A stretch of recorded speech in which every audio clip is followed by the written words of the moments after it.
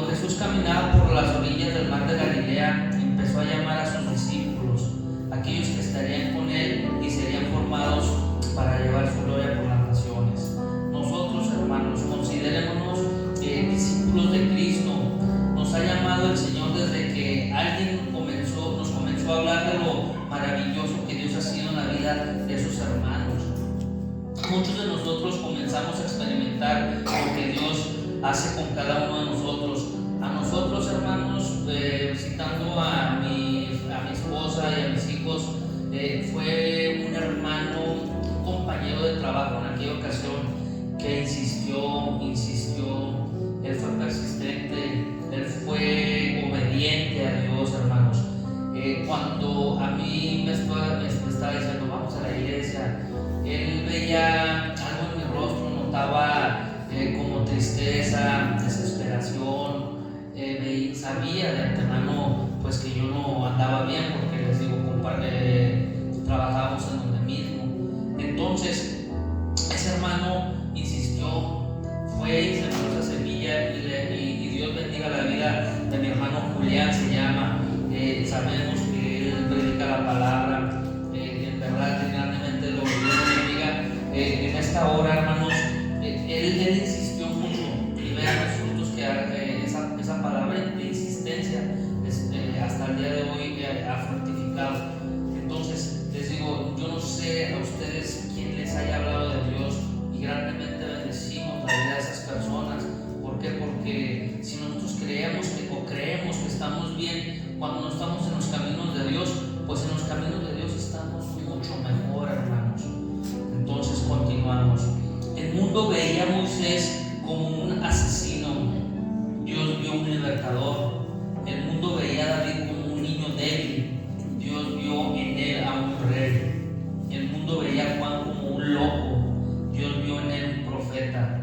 El mundo nos ve a nosotros, a usted y a mí, hermanos, como un fracaso. Dios ve en nosotros una preciosa joya de su corona, hermanos.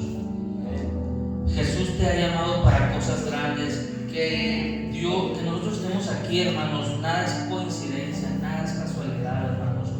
Yo ahorita que pasé mi testimonio de un agradecimiento, hoy estoy feliz, estoy contento, en verdad no saben el gozo. He atravesado en 2-3 días una situación fuerte, que el enemigo no me deja, mi carácter.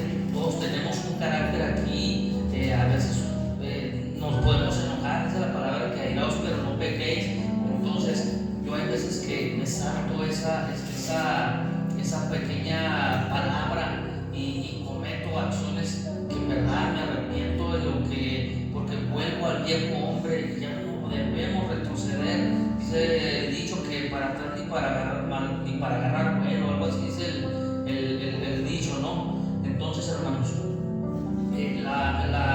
ahorita que yo hablo de agradecimiento, que yo sé que Dios escucha las oraciones de cada uno de nosotros, conforme a nosotros estemos en sintonía, en comunión con Dios.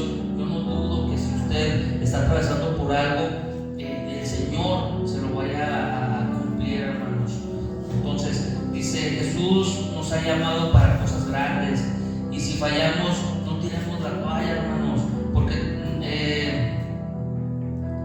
nosotros tenemos una vida por la cual seguir luchando, y con Dios a nuestro lado. No renunciemos a nuestro propósito, porque Dios no se equivoca al escogernos, hermanos. Ustedes creen, hermanos, que en aquellos discípulos, sabiendo Jesús,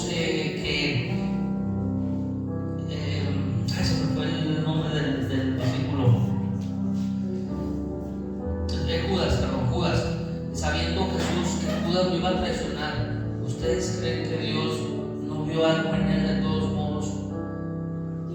Así cada uno de nosotros, de los que estamos aquí, Dios ha puesto su mirada, hermanos. Jesús dijo, no me elegisteis vosotros a mí, sino que yo elegí a vosotros. Por eso el servicio a Dios es un honor y un privilegio, hermanos. Debe de ser un honor y un privilegio. Sin duda, sin el Señor nada podemos hacer. Una vez somos conscientes fuerzas en Él y servirle con todo nuestro amor y con todo. Y como Pablo decía, su gracia no ha sido en vano para con nosotros, conmigo, pero así decía Pablo.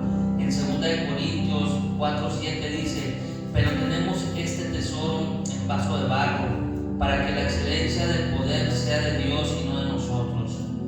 Después de acercarnos y conocer al Señor Jesucristo, uno de los deseos que debe de surgir con mucha fuerza en el interior de nuestro corazón es el de servir a Dios y apasionadamente empezamos a hacer diferentes cosas para Él. Nosotros, hermanos, como bien les digo, no es fácil pararse acá atrás del púlpito, no es fácil, hermanos, verdad, los predicadores, el hermanito Dani, por ejemplo, los que ya han dado con la hermanita Magda, yo siento que a veces tienen algo de nervio, ¿no? Pero no es fácil, hermanos. Entonces, si Dios ya nos ha hablado, muchos, por ejemplo, mi esposa no ha predicado aquí la palabra, pero ella donde va aprovecha la situación y mire esto y esto.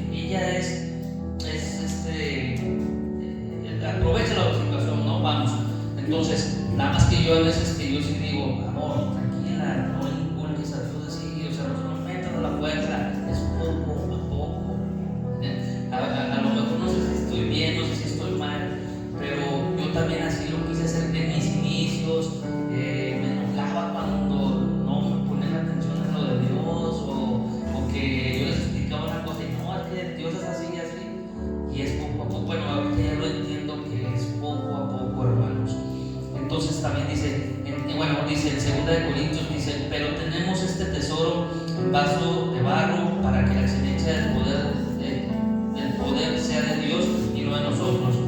Al mirar con detalle este pasaje podemos considerarnos por lo menos 3 frases muy importantes. La primera es ese tesoro. Pues con estas palabras el apóstol Pablo se refería en contexto al ministerio, destacando lo valioso y lo precioso que es. Por esto mismo debe ser valorado, gracias, Dios lo bendiga. Debe ser valorado y conservado con sumo cuidado, recordando que es una riqueza del cielo puesta en la tierra. Por eso el servicio a Dios es un gran privilegio, hermanos. La segunda frase dice: vasijas de barro, expresión con la que el apóstol Pablo hace referencia a las personas que llevan sobre sí el ministerio.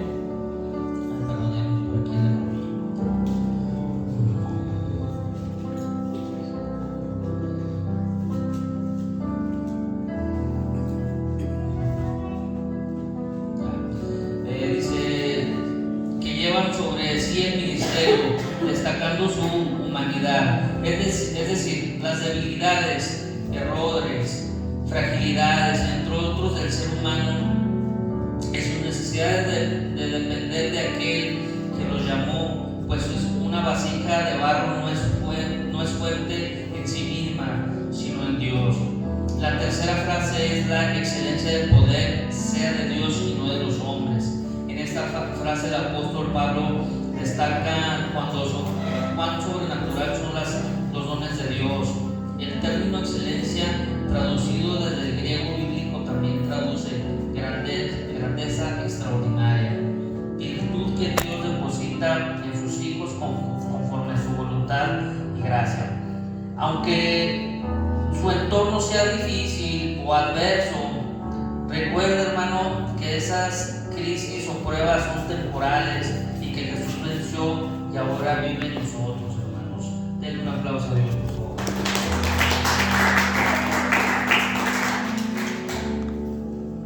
Continuamos, hermano.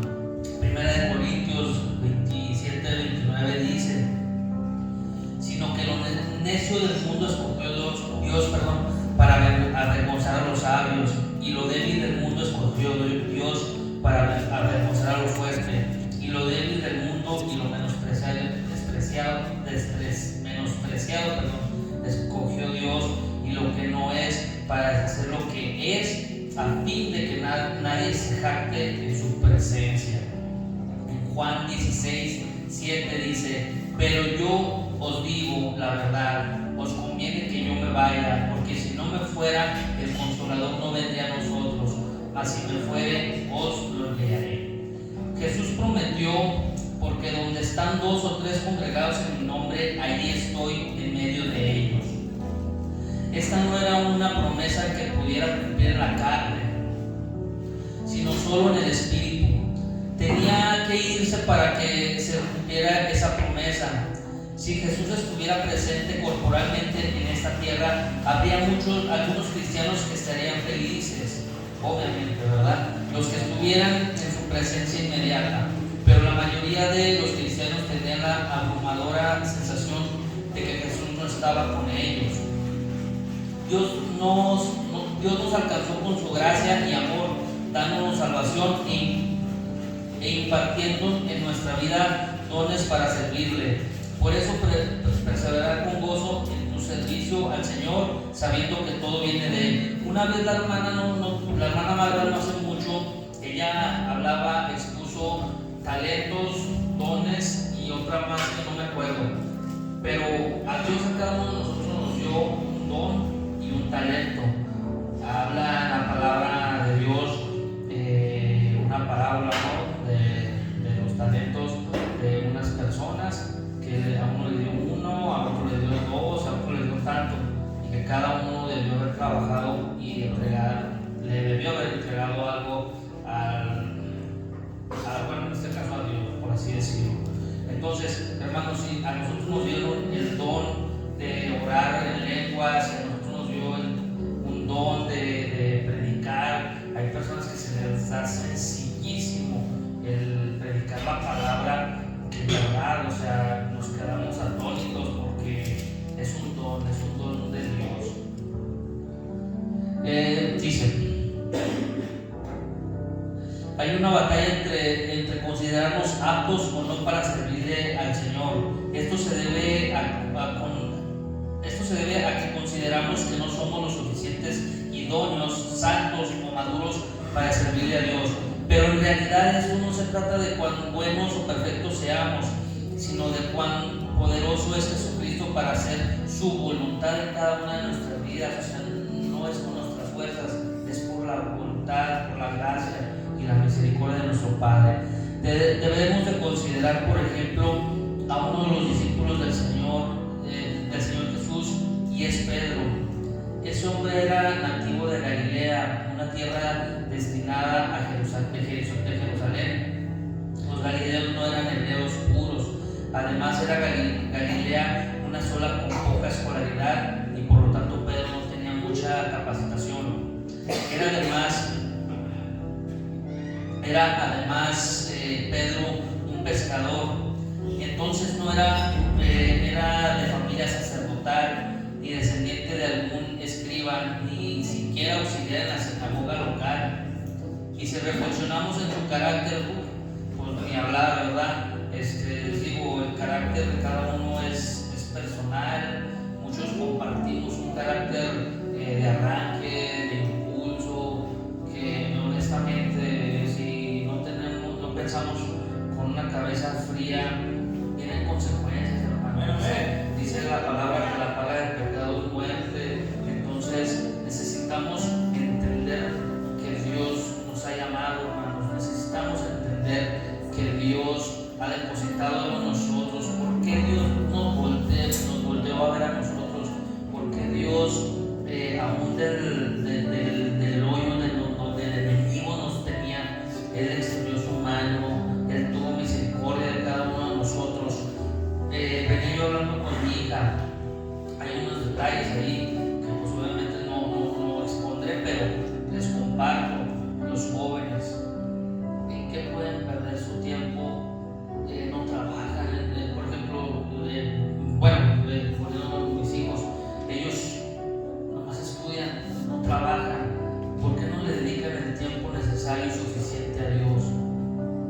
¿Por qué? ¿No nos hemos preguntado eso?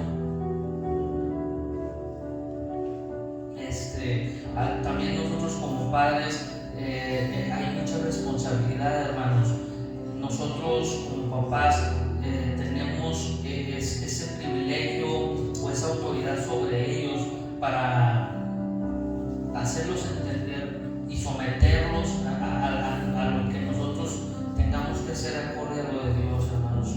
Nosotros antes orábamos demasiado, 3 veces al día, ayunábamos hasta 5 días por semana, leíamos la palabra, levantamos altar de adoración en nuestro hogar, y se ha ido menguando. ¿Por qué? Porque a veces le hemos puesto más atención a las cosas del mundo que a lo que de verdad que importa, que es lo de Dios.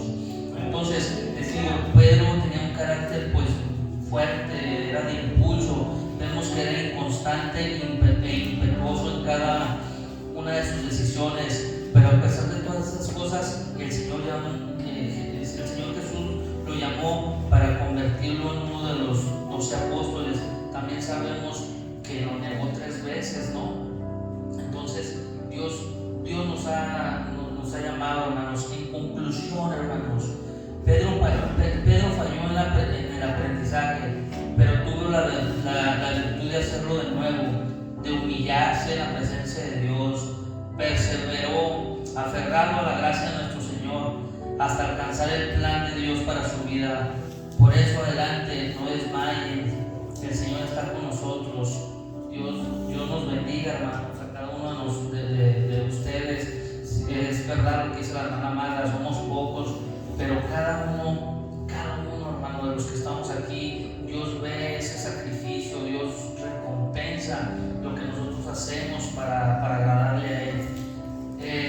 Yo vuelvo a citar nuevamente que hay intereses, porque somos humanos, ¿no? O sea, el deber de trabajar nos habla de las escuelas, llámese lo que sea, es bendición de Dios el trabajo. Dios no se opone a eso, pero también hay veces que lo idolatramos, el trabajo, el mal